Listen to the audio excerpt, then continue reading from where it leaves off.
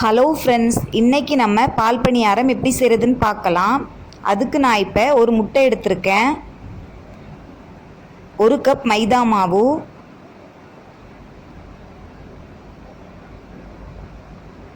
1/2 cup சர்க்கரை, 1/2 spoon baking powder இல்லைன்னா soda உப்பு கூட சேர்த்துக்கலாம், 1/2 ஸ்பூன் வெனிலா எசன்ஸ்.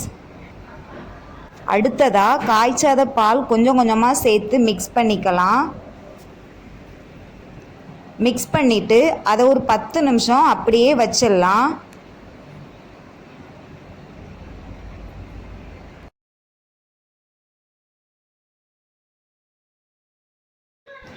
இப்போ ஆயில் சூடானதுக்கு அப்புறமா இதே மாதிரி குட்டி கரண்டியால் மாவு ஊற்றி பணியாரம் சுட்டி எடுத்துடலாம்.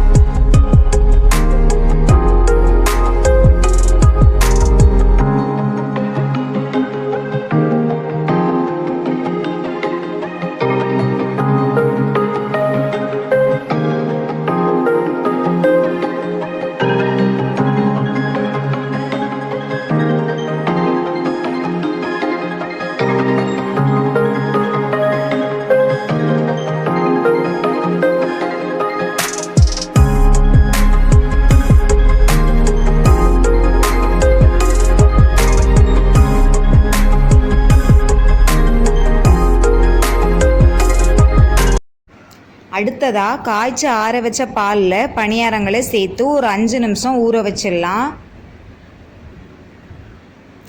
அவ்வளவுதான், பால் பணியாரம் ரெடி ஆயிடுச்சு. வீடியோ ஃபுல்லாக பாருங்கள், ட்ரை பண்ணி பார்த்துட்டு கீழே கமெண்டில் எப்படி இருந்ததுன்னு சொல்லுங்கள்.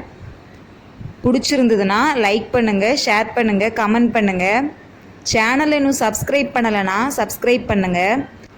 அப்போ தான் அடுத்தடுத்து போடுற வீடியோ உங்களுக்கு வரும். Thanks for watching.